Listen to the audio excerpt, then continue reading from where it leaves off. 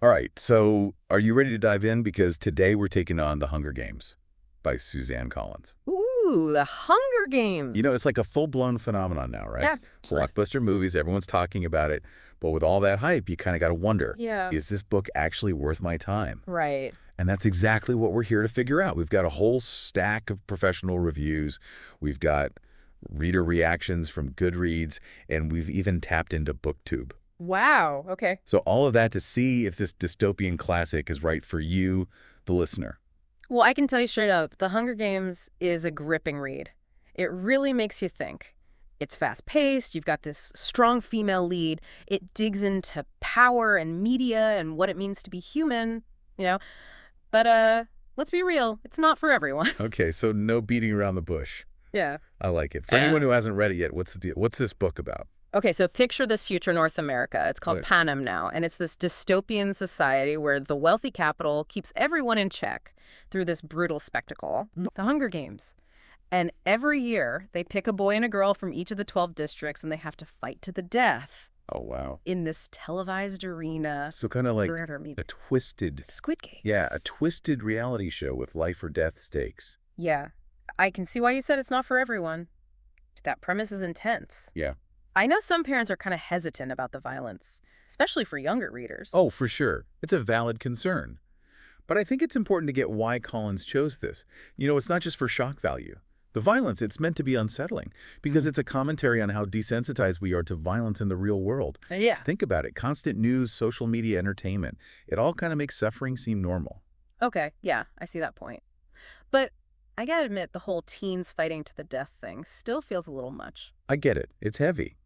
But that's where Collins' writing is so good. She doesn't just dwell on the gore. She makes you feel what it does to the characters. Like Katniss Everdeen, our protagonist. She's 16 years old, and she's forced to make these impossible choices just to survive. Wow. And we feel her fear, her anger, her guilt, her resilience. It's like a brutal coming-of-age story. So she's not just some, like, invincible action hero. No, not at all. Katniss is flawed. She's vulnerable. She's incredibly human. She makes mistakes. She questions herself. And she's haunted by the violence she's seen and been a part of. And that's where the book goes deeper than just a dystopian thriller. It gets into the moral gray areas of survival, the weight of leadership, the scars of trauma. It makes me think of Lord of the Flies, another book about kids in a survival situation. Are there similarities? Totally. Both books look at what happens to us when the rules of society vanish, but Lord of the Flies is about descending into savagery. The Hunger Games adds this layer of social commentary. It shows how the capital uses media and spectacle to encourage the violence in the games, and they profit from it. So it's not just kids being kids, it's a system that's using them. Exactly. And that's where the book's symbolism shines, like bread. One of the most powerful examples. It represents hope, rebellion. Basic human needs things the capital wants to control. Oh, that's interesting. I remember reading that a lot of people were talking about the love triangle. Some found it unnecessary or cliche. What do you think? It's true, the love triangle gets a lot of attention. But again, I think there's more to it.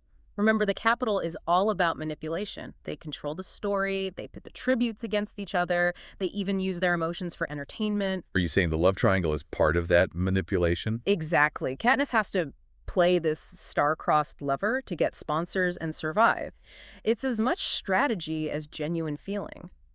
And that ties back into the bigger theme of how media can twist reality, change how we see things, influence our actions. Well, that adds a whole other dimension to it. Yeah. So we've got survival, social commentary, media manipulation. It's way more complex than I thought at first. Yeah. What about other books that are similar? Like I know some compare it to Battle Royale and The Running Man. Those comparisons make sense. Yeah. Battle Royale, it's a Japanese novel and film. It also has this battle royale with teens forced to fight. And then The Running Man by Stephen King. It explores a similar idea with a televised survival game. So what makes The Hunger Games stand out, though? What makes it unique? Yeah, good question. It's how it focuses on Katniss and her journey. You know? Yes, there's action and suspense, but it's really about her internal struggles, her moral dilemmas, how she deals with love and loyalty and rebellion. You mentioned rebellion. How does that fit into this story? Well, the games themselves, they're a tool of oppression, right? It's how the capital keeps control, reminds the districts they're powerless. But just by participating, by fighting to survive, Katniss is resisting. Every arrow she shoots, every alliance she makes, it challenges the capital. So even though she's forced into this awful situation, she finds ways to fight back. Exactly. And her rebellion, it sparks something in others. It starts this flame of defiance that spreads through the districts. That's where the social commentary gets even stronger. Yeah. It's not just survival, it's about how one person's defiance can start a whole movement. And you talked about Panem, the setting. How does that add to the impact? Panem, it's not just a background, it's like a character itself. You've got this huge contrast between the capital, all fancy and rich, and the districts struggling to survive. It highlights the inequality, the injustice. It's kind of like our world, Yeah, with the gap between rich and poor. exactly. And that's why The Hunger Games still speaks to people. It holds up a mirror to us, makes us think about power and privilege and what happens when greed takes over. Wow, this is getting pretty deep. Yeah. So after all this analysis, what's your final verdict? Should someone read The Hunger Games? If you want a fast-paced story that makes you think a dystopian world with a strong female lead at the center, then yes, The Hunger Games is worth your time. It'll stay with you long after you finish it. Okay, I'm convinced. But what about people who are on the fence? Maybe they're sensitive to violence or not really into dystopian stuff. That's fair. If you're sensitive to violence, this might not be the book for you. It shows the brutality of the games, and that can be intense. And if you're looking for something light and easy to escape into this, isn't it? This book deals with serious issues, and it can be emotionally heavy. That's helpful to know. So even if the book itself isn't for everyone, the conversations it starts are important. Absolutely. And that brings us to something really interesting that reviewers have pointed out. They say the popularity of the Hunger Games, it reflects a disturbing trend in our society, our fascination with violence and reality TV. Interesting take. So are they saying the book is popular because it taps into something dark in us? Not necessarily dark, but more about our relationship with media and entertainment. We're drawn to shows like Survivor or Big Brother, where people are competing and there's drama and sometimes cruelty. Yeah, I see the connection. It's like The Hunger Games takes that to an extreme, to a scary ending. Exactly. And it makes you wonder, does watching these stories in books, movies, TV shows, does it make us less sensitive to violence in real life? Does it make conflict and suffering seem normal? These are questions The Hunger Games makes us face. That's something to think about. It's like the book is challenging us to look at not just its world, but our own world too. Exactly. The Hunger Games isn't just entertainment. It's a social commentary.